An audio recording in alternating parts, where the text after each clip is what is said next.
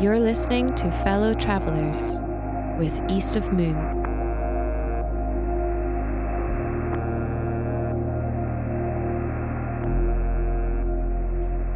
Hello and welcome back to Fellow Travellers, a podcast from East of Moon. We are an organisation that operates in the form of a laboratory for community-centred innovation. As part of our work, we study, experiment with and develop the ways in which communities create together. My name is Josiane Gatens, and in this episode I spoke with CEO of the Circular Libraries Network, Anna Worthington de Matos, about the origin and development of her work from the early days of the Reykjavik Tool Library to now pioneering a global technological revolution for how communities can share resources and tools.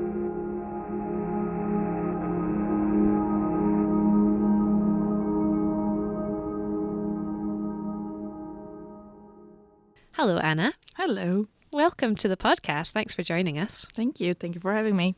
I'd like to start just at the beginning, basically. Can you tell me about the inspiration, the background to the Reykjavik Tool Library, and what inspired you to set it up? So I moved to Iceland in 2017, just post-Brexit. And the first year I was here, it was all good and proper, but I didn't know anyone there local. I had one friend who is Icelandic, but she has a family, so it's not like you are a priority, or also didn't want to be a burden on anyone. So I was very determined in doing things for myself. I was working at Omnom, shout out to them. Fantastic ice cream. Fantastic great chocolate, yeah. And basically, while I was working there, I struggled with really weird things. Like I needed to put a shelf up and I couldn't afford to buy a drill because at that point Goda Hidden wasn't selling those sort of things. Goda Hidden, which is the second-hand market, basically. In Iceland. Kind of came into place properly maybe a year after or a year and a half after. Also, I'm not Icelandic, so I didn't know about it. I just didn't know that was an option at the time. So I looked into tool rentals. It was too expensive. And I was selected to do this Vinnumarkastofen thing for women of foreign origins to learn how to start business in Iceland. And at that point, I didn't have a fixed idea. I had an idea of what I wanted. It was like I wanted to do a makerspace, cafe, and lots of big ideas. But very quickly I realized that what I really needed is just to be able to board the stuff that I need. And that goes not only for tools, but for other things, like a projector. If I'm having a movie night with my friends, I don't want to pay 90,000 krona to buy a projector that I'm going to use twice a year. And then there was no rental options for that sort of things at the time. A lot of things you just couldn't rent or borrow. And you couldn't borrow if you don't have enough of a network. And most of the people that I knew here were foreigners as well, which means that they also didn't have access to the thing. So it became very easy for me to understand that that was a need. So I went to Canada on a bank holiday in May 2018 to learn about tool libraries. And while I was there, I met the guys from the Toronto Tool Library. And this was a specific initiative to learn about tool libraries? No, this was just me ringing them and saying, if I come to Canada, can I hang out with you guys and learn about your project? And they were like, yeah, sure. And then I showed up there and the director he was like, you actually came. Everyone tells me that they're going to come, but no one ever does. So I crashed in his sofa for a week. Wow. To just learn, because Toronto has 4 tool libraries, which is pretty impressive. Yeah. It's a large city, so obviously they need more access. I learned a lot from them, how they manage, how they run with volunteers, how they manage their projects, how repair is done. And I got very lucky the week I was there. It was also Eco Week for Toronto. So there was repair cafes and there was swap fairs. That was a huge swap fair. They rented a whole department store and made it into swap fairs. They collected items from people for over 2 months, and then you get tickets and you can go and swap those tickets for whatever you wanted inside it. It was crazy. It was super interesting. But at the same time, I started getting super sick, and I didn't know I had an autoimmune disease until I landed back into Iceland and went straight into hospital for 2 months. Wow. Well, for 2 weeks in hospital and then 2 months off work because of it. And when I was in hospital, I was sick, my body was sick, but my mind and you have two options. You can feel sorry for yourself and get depressed about your situation because it's a big shock, right? It's an autoimmune disease. There is no cure. I'm going to live with this for the rest of my life. My life expectations are lower than most people.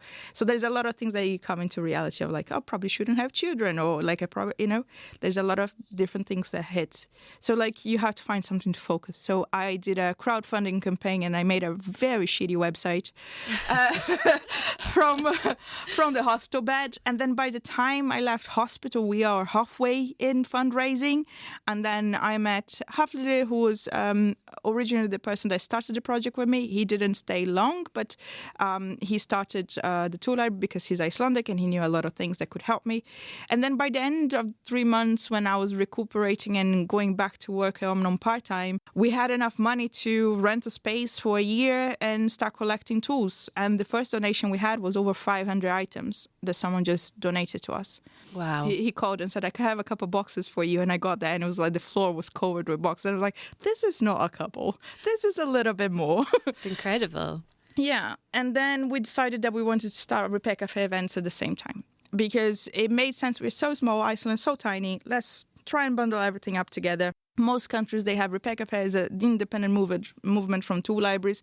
I kind of thought we might as well just do it together. So we started and we have been running Repair Cafes ever since. We do it once a month. We have one this Saturday in Copenhagen and one on the 9th of February in Downtown Library. And we normally try to do them on the beginning of the month, but it's volunteer-based. One big difference that happened between the normal run of tool libraries abroad and what I wanted to do here is that I wanted people to get paid. So we didn't run the tool library on volunteers. We run two libraries with employees. So we always had employees.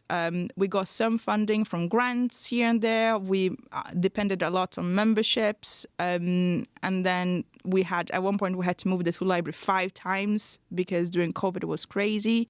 And then I reached out to Christopher and Sebastian, who are both members of the tool library, but also Repair Cafe volunteers, and say, hey, during COVID, I have this crazy idea. Should we automate our system and make it into self-checkout systems? And contacted Gene from Myton, who is a software for library things and tool libraries, and said to him, hey, can I automate your system? And he was like, people have tried. If you can do it, let's go.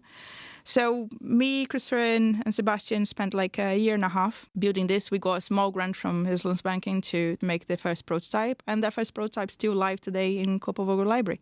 So it worked. And now we had in the last year to separate things because I still want to be a non-profit in Iceland. So the Munisap now it's Ringrásarsamfélag, which is in the libraries because the Munisap had to close down because we couldn't really afford to keep going.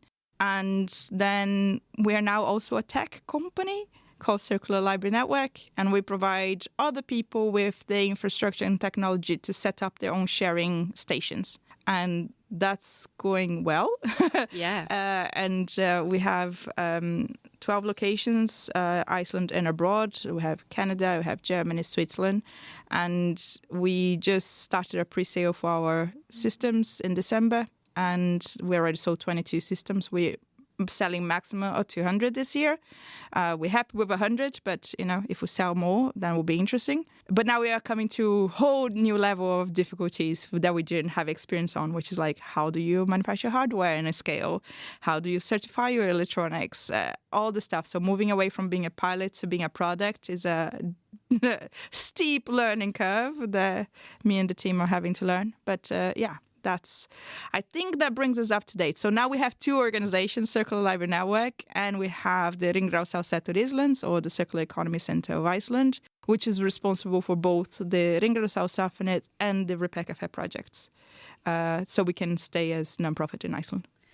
I mean, it's been an incredible growth, and I'm sure, in the early days of the project, it probably felt like things we're going, sometimes it feels a bit tedious to be doing a lot of grunt work at the beginning of a project, and sometimes it feels like you're just kind of, your wee legs are going constantly and you're not necessarily seeing huge impact, and then suddenly things will just take off. That hasn't stopped. Like it's still like I am a big believer that people should do things at their timing.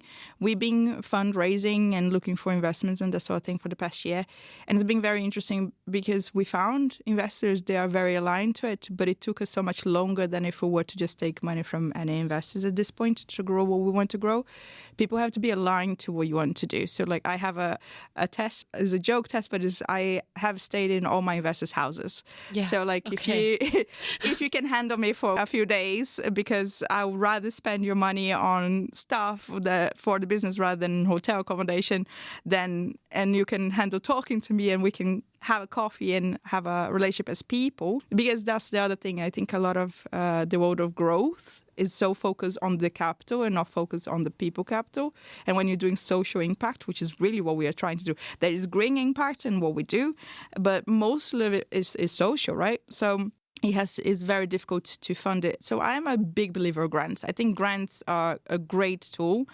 I think sometimes it's hard to get the grants that you need if you are misaligned or an immigrant woman. Sometimes does not make things easier, right? For example, no bank will give me a loan for a business because I can't even get a credit card. Exactly. So the difficulties for doing this haven't changed, but the fact is, like I said before, my timeline is shorter. Until that happens, I would just be making a fuss about it. So it's different goals and perspectives. I mean, I think what's clear is that you seem to be invested in building not just a service but a community. Yeah. And what role do you see tool libraries in general and the ones that you're working on, and specifically, what role do you see them playing in building community connections? It's brilliant. I think a lot of tool libraries have volunteers and they run on volunteers. What happens a lot, unfortunately, is that when you create something like a tool library, it sort of is a little bit like a business, right? So there is opening hours, you have a demand on people's time. And when you have that, then people burn out or people get hurt on the process or they feel they're being taken advantage of. That has to change. So we feel, at least CLN team and Martin, that with what we build, we can help people mitigate that a little bit. They can still do their social and they can still do the repairs as volunteers and still engage and do workshops and programs and things that are more community driven by using the tool library space as a tool for what they need to do, and then automate some of the systems to give them the break to be able to do the other things that they like more. I love doing Repair Cafe events. That is like, I come out super energized from every time we do an event at Reading Cafe. But last year I missed half of them because I was having to do the business side of things. And it's really difficult when you want to do social. So we've been working with Arne from East of Moon and creating a community platform which is meant to be for our clients, so they can also have a community of other people that are running their own projects to learn from each other, to get best practice, to, support each other and also get a take. So the goal that we have with this platform is that for the next year or so, we're going to observe how people behave in the platform. Then the aim is to create a reward system, Reddit style, within the platform, and then move on to actually giving shares to people, not person, but institutions. So a tool library in Canada that helps a lot of people will be able to get shares in our company. So we win, they win, we all win, right? So it's a way of redistributing, but also keeping the community together and giving people the opportunity to subsidize their services by having this community mindset. I think I'm a big fan of the think global but act local. Mm-hmm. I think you really need to think about the big picture at all times, but what can you do here that will move the needle along to be able to get things done? And it's really hard sometimes, for example, when you are grant dependent. So this is another reason why we separated the business from the NGO, because we knew we can monetize the business and make that work, but we want the NGO to keep as an NGO, to keep receiving grants, to keep opening locations across Reykjavik and across other parts of Iceland where people can manage the projects for themselves. That's the next stage, is allow the community to manage for themselves. Let's fund that. Let's help them get to that. That's the goal. It's a pretty noble goal. And obviously this is, talking about the platform and so on, there has been this big change in the model based on the use of technology. And what do you think in terms of the future of that? How do you want to continue using technology to invest in the future of tool libraries and resource sharing in general? If I'm honest, I want to just be a tech company. I want to do the best tech possible so other people can have the easier time. I want to create the tools for people that I didn't have, that I now spotted that I needed. And people in the community, because I've been in this community for 8 years now. And Jean has been in the community for 22 or something. So like we have a lot of experience and knowledge that now is the time for us to amend it. So there is a big movement towards circularity at policy level in the European Union, as well as all the things coming into place. So there's a lot of people looking at it saying like, oh, we can monetize this and get rich. But social change is so difficult and so slow that if you don't have that in mind when you're organizing your business, it's going to make it really hard for you to develop technology that actually matches the people's needs. So I feel there's a big disconnect between currently the people developing tech versus those actually executing. And we're hoping that we'll be able to bridge that. I am a big fan of staying away from certain, other social platforms in the future. I catch your drift. Yeah, there's been some interesting changes in the last, 2 weeks. It's been a little insane. So we want to have our own thing because then it becomes a safe space for people that have similar mindsets to be able to commute together and learn from each other. I think that's the biggest thing, is that I want a place where people feel safe on asking questions without feeling judged for the questions they ask regarding what we are doing. Right? If someone says, can I monetize this? Absolutely. How to do it? Here's the tools. Can I do this for free? Absolutely. How to do it? Here's the tools. This is the sort of thing that we need to change. But that's a slow progress, right? It took me 8 years to get here. It's going to take me a while to get to that point. And for more than we want to invest in tech and be the best tech possible, we also have to listen to the community ones and having this feedback loop, thank you very much, is really good, because then we are literally in contact with those who need it. But we can also be biased, right? Someone says constantly that they need this specific button, this color. It might be just that one person, but if we have a community saying something in the same regards, then you can change your roadmap of development of the technology based on what they want. Taking stock of, you're saying you've got all of this stuff to do in the future, and that's so true, but taking stock of the success that you've had so far, which has been major, I'm wondering if you could bring up any specific stories or standout moments that illustrated to you the library's impact when you knew that it was making a difference. I mean, there's a couple of stories. I think I can tell you, I had a phone call yesterday with someone who was a member of the tool library. She was struggling because she wanted to borrow a projector.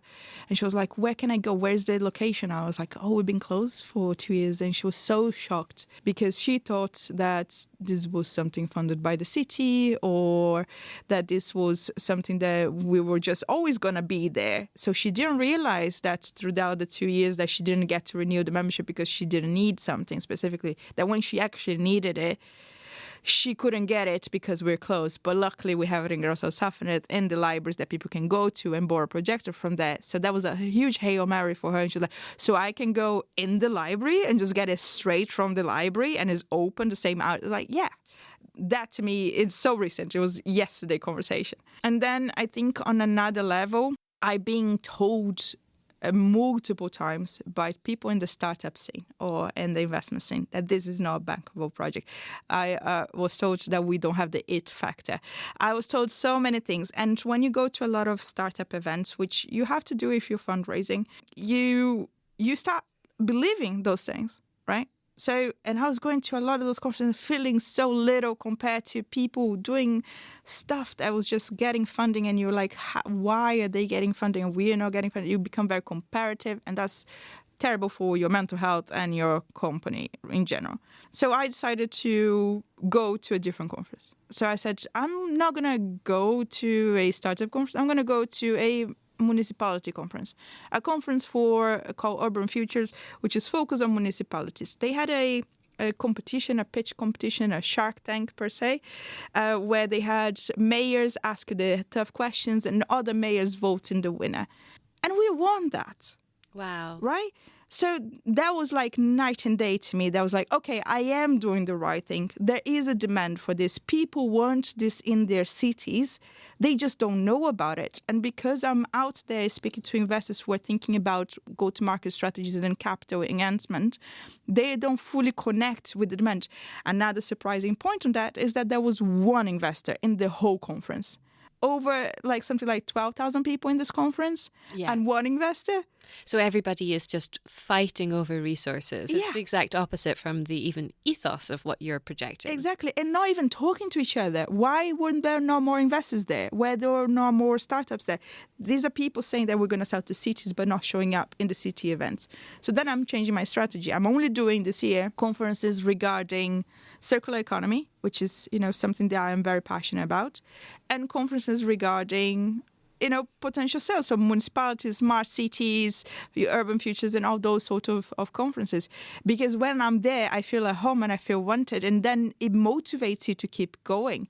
Because up to that point, I have been told, no, I have lost so many competitions. I have, it's upsetting. But you have to get tough skin for that sort of stuff. But you just realize you're just in the wrong place. Yeah. And that's it. So I think there's two different perspectives there. There's one of the user, how much we help people have access to things that they can't afford. That is brilliant.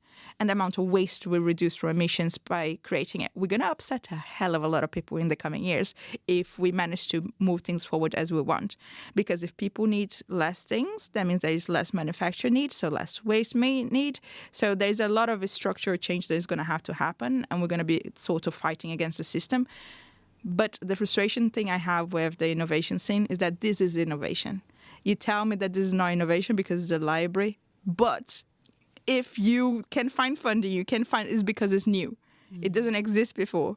So isn't that the concept of innovation? I mean, you can innovate on something that's even a standard concept. You can take it in new and exciting ways, which I think is exactly what you're doing. Exactly. And this is why I find it very funny, the scenes. So I feel like I'm bridging between the grassroots movement and then this investor and startup scene, and it's like worlds apart. Yeah, totally. And speaking a very different language in these different spaces as well.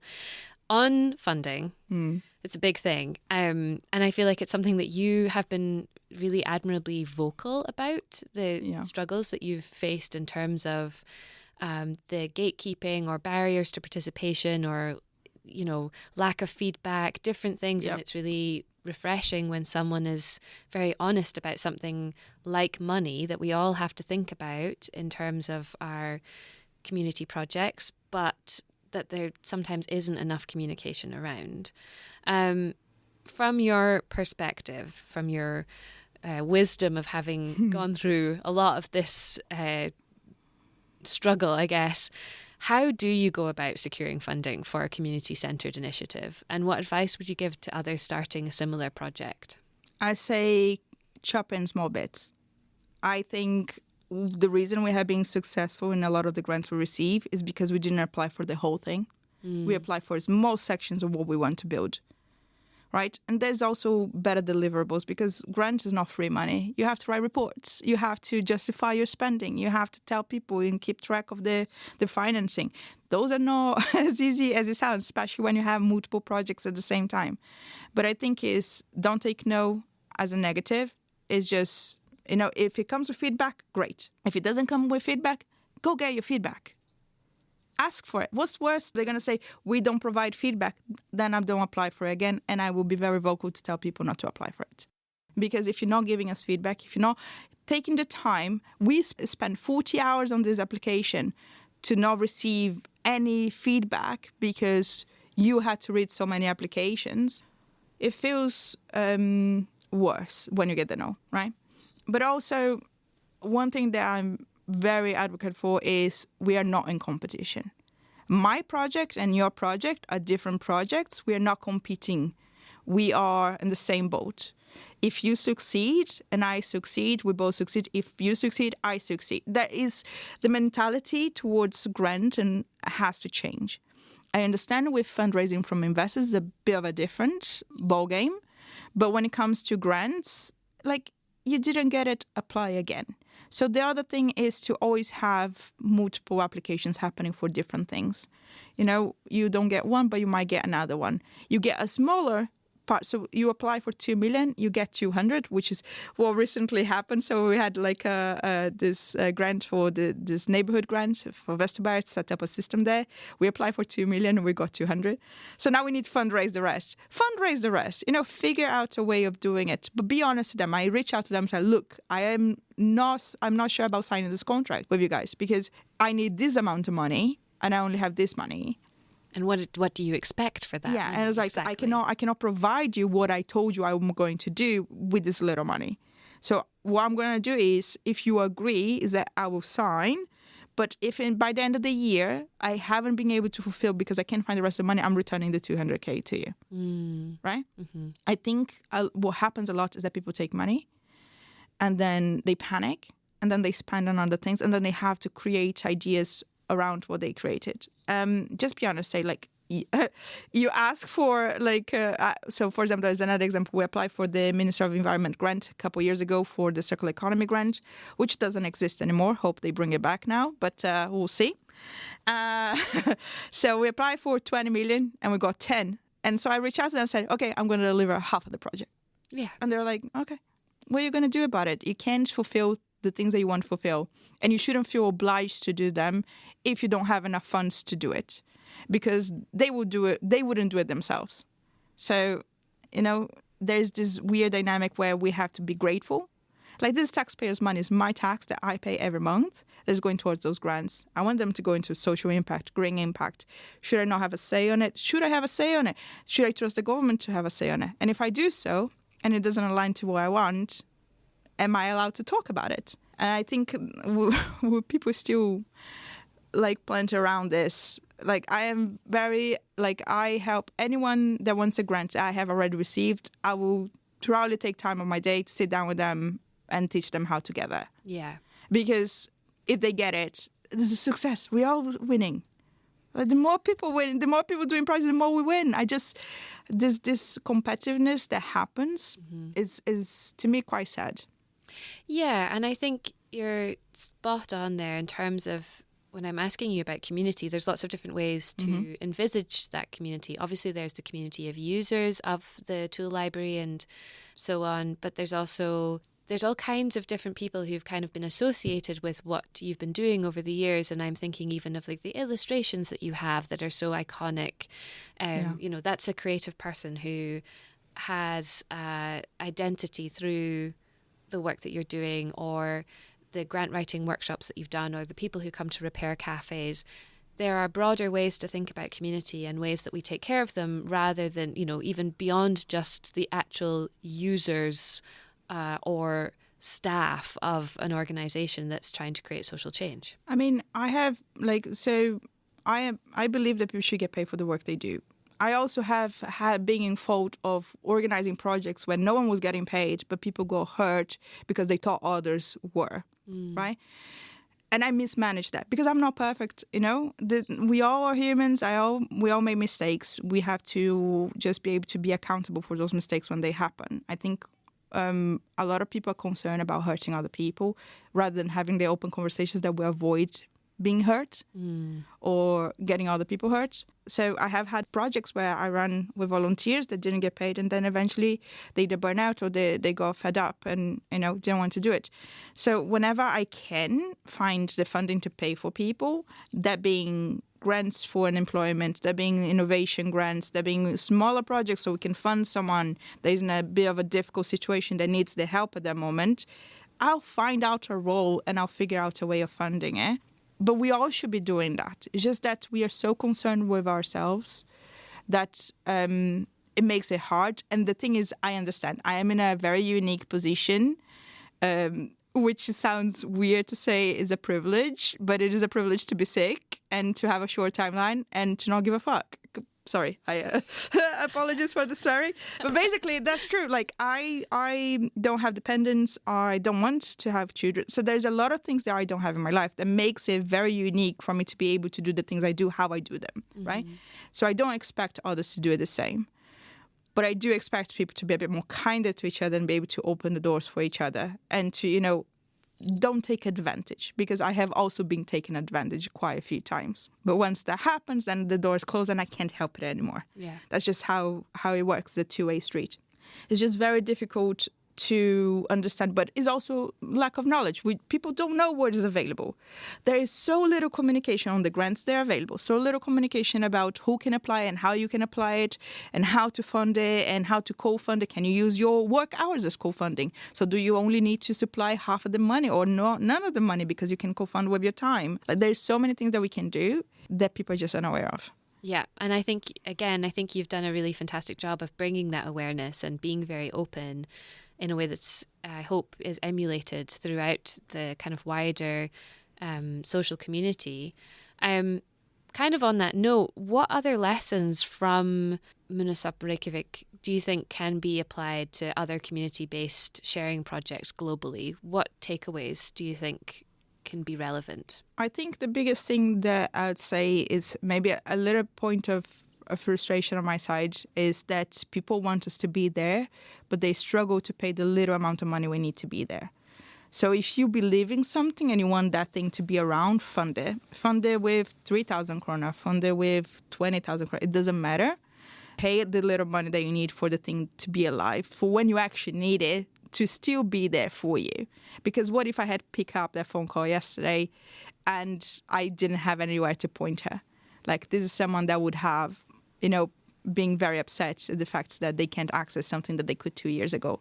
So if we could access something 2 years ago and we can't now, that doesn't mean we're improving as a society, right? That means it's going worse. So I think if you believe in something, fund it. If you can open the doors for people, let it open. I think there is a lot of older generation that, maybe not in Iceland as much, but for me in Brazil, for example, for sure, older generation of women that don't support women as much. And the reason they do that is because they're so scared of losing their own status that they worked so hard for. Open the door and keep the door open. Help the other girl get through it. Like, we need to have that sort of support. And that doesn't come from a organization or an institution. That comes from people wanting to be there for other people. Yeah, absolutely. It's a case of not pulling up the ladder behind you once you've made it to the top. Exactly. And the thing is, like, what is the top? We made everything up. Like, I find it fascinating and frustrating at the same time. Everything that exists is being created, developed, and thought of by us. So why are we constantly thinking inside boxes? Like, it makes no sense to me. Open the box, make it into a circle. Fill it up. Things need to change, but that comes from people. I think a lot of people feel that they don't have enough power, but there's a huge power in numbers. There's a huge power in having community, and there's a huge power in taking your ego aside and owning up to things and being able to go, I'm learning from this, because no one's perfect. Like, I'm bound to do a bunch of mistakes this year. I can't wait. It's going to happen. Learn from them and grow from them. Yeah. And that's how it works. How has your understanding of community and sustainability evolved since starting this project? Night and day, right? So I always been a community-driven person. So I been a scout my whole life. I used to take kids camping abroad with organizations. So I always been into having community-driven things. But I think this is why I say I am very fond of the Think Global, Act Local. Because I think community only has impact local. I think it has to be built from the ground up, from the grassroots movement. And I do think that people should give more credit to those who do it. Not like, and I say monetary credit. I think I am very bored of us expecting things to be free from the people that are giving their time for free.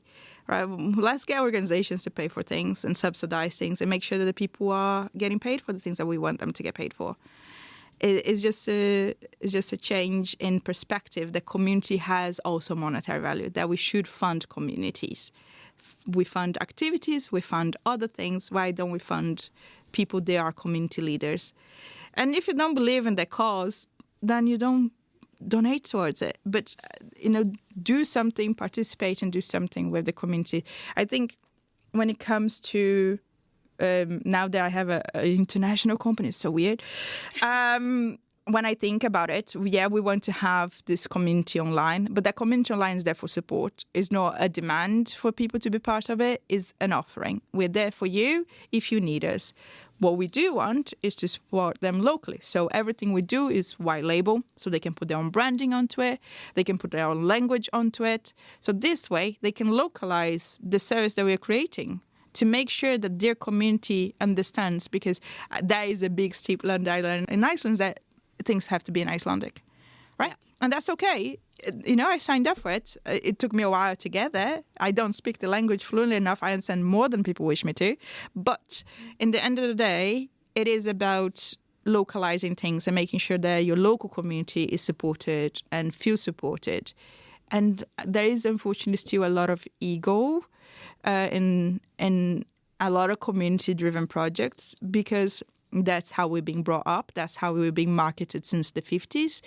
So there's a lot of change that has to be done, but it will only be done locally. Absolutely. And in terms of the sustainability angle of this as well, what have you seen change over the course of running projects like this? And where do you think that that's going to evolve in the next 5 to 10 years? I mean, I'm kind of frustrated right now because people are talking about secondhand and using secondhand, and that's great because it does extend the life of things. But in the end of the day, it's just another sort of consumption. Right. And it's another sort of disposal, because the item's still going to end in the landfill.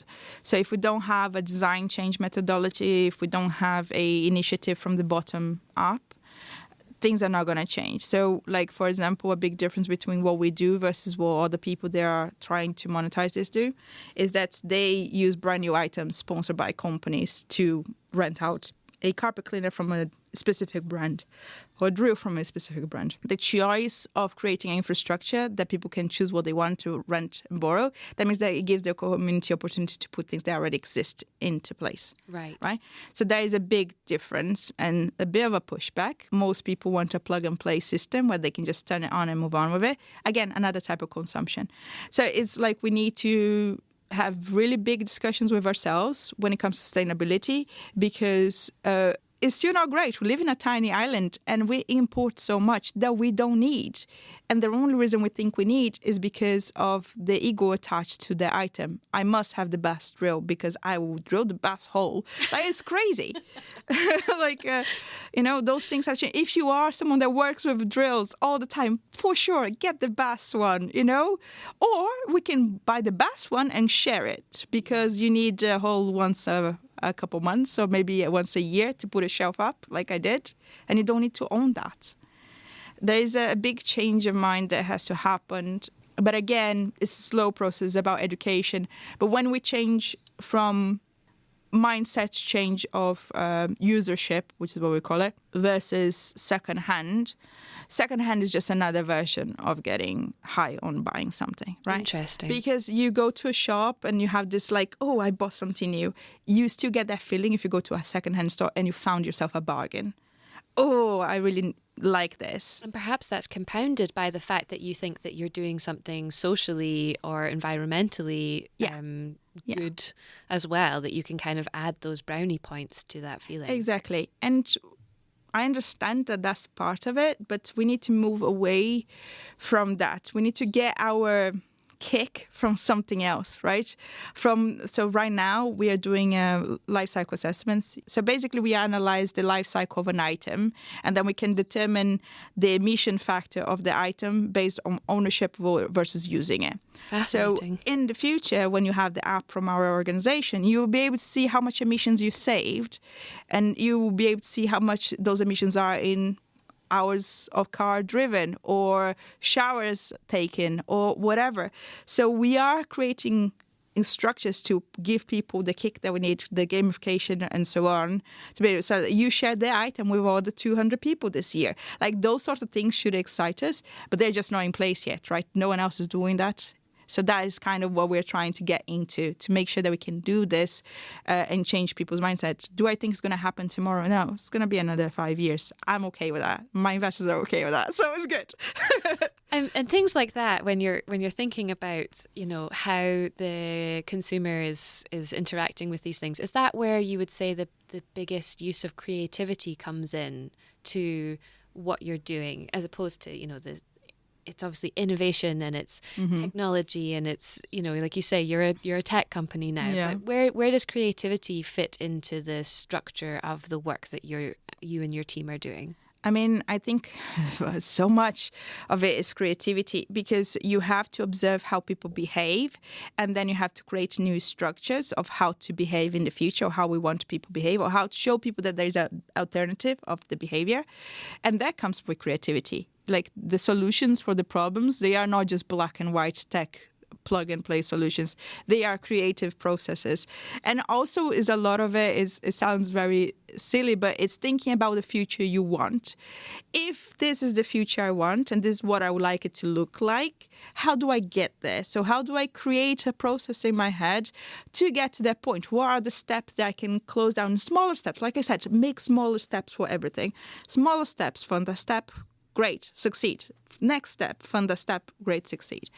So when you do that and you have a goal, there's a much bigger goal than so on. The creativity is just there, and you have to create as a collective.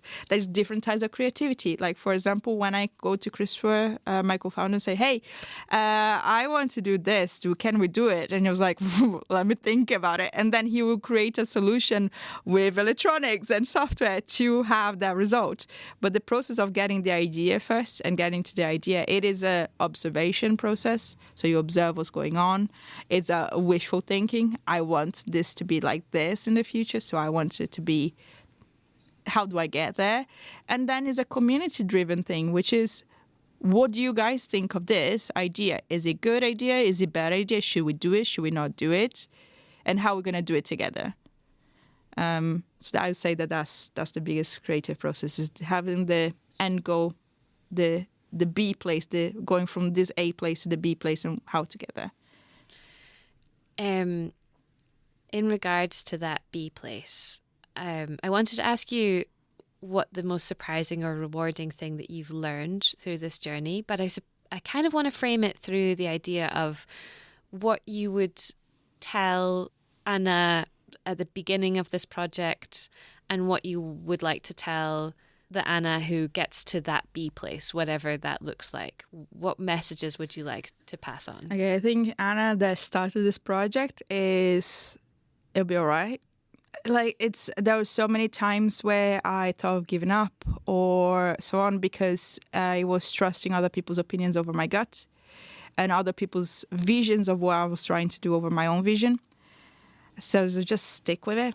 If you have an idea, great. Like, I am annoyingly persistent. I get that. I am, You have to be. I am, and that's fine. Like, I am okay with it, and be okay with it. There's a lot of people that have come and gone through my life in the last few years. And, it's hard to let people go, especially people that you feel like you invested time and energy onto. But they have their own journeys to go to. So I guess let things go would be one, and just persist and believe in your gut feeling, because my gut feeling has saved me so many times now. My dad says that I constantly fall upwards, and he doesn't understand how it happens. It's like, I always have a plan B and then a plan C, and I have things lined up just in case things don't work out. And most of the times they don't work out, and then you have to go for a plan B or plan C. So it's not negative to have an alternative version of it. Can't just trust things blindly. And then for future, and I'll say well done, because we'll get there. Like, I am very convinced that we're going to get there. Otherwise, I wouldn't be doing this, I guess. I also will die trying. So I guess at that point, it's like, well done for what you have done so far. Hopefully you moved the needle along towards things. And like, always understand your own privilege. I think even someone that is a woman and an immigrant and LGBTQ, and I have a lot of no privilege, right, per se. I still have a lot of privilege, because in comparatively to other people, where I am in life and what my choices got me to, allow me to have certain levels of privilege where I can pick up and go to a conference in Germany if I need to do sales, where a lot of people have so many logistics and things that they have to do that they don't have the opportunity to. So acknowledge your things and keep the door open for the next ones. Amazing. In a nutshell, what's coming up for you next? What should people watch out for, and how can they get involved or support the work that you're doing? Okay, so my birthday is on the 21st of February, and every year I do a very weird birthday. So yeah, there was one that was so weird that I didn't understand what I was being invited to, and I didn't show up. So when I started doing conferences for fundraising, I did a birthday that was conference themed, and I made everyone pitch a weird idea, and they had signed NDAs. It was very silly. Last year, my birthday was during the Women's Grant, so I decided to have a Hugh Grant birthday party. As you do. Hugh Grant writing. Yeah, writing Grant's birthday party. Yeah, so that was fun. This year, because we haven't managed to fundraise enough for the Vesterberg, or have managed to get the funds from the city enough, we want to fundraise the rest. So we need to fundraise about 350 to 500,000 krona. So I am throwing a birthday lunch party where I'm going to make people Brazilian food, and all the money for the lunch will be donated towards the project. So if you want to come and have lunch, some Brazilian food, the feijoada is vegan, but the rest is vegetarian. Can't do cheese bread without cheese. It's just an impossibility. But yeah, so the plan is to have that here in Hafner House on the 21st. Amazing. And as ever, we'll put all of the links to the different things that you're doing down in the description, and people can find you and contact you. If you want to buy a system, we are doing this pre-sale now, so you just have to pay a deposit to start your own 2 libraries, and you get there's a cost for the hardware, and then there's a subscription for the software, and then you can start your own project. And as easy as installing into IKEA cabinets. So amazing. Yeah, I forgot to do that. That should have been the first thing. Birthdays are more important. Birthday party. Yeah. Well, I'll definitely be at the birthday party. I'm not sure if I'm going to be buying a system anytime soon, but I'll still enjoy making use of the ones that are available here in Reykjavik, and I do recommend you check them out in the libraries where they are installed, and you can find more information online. Thank you so much for joining us, Anna. It's been wonderful to talk. Thank you for having me.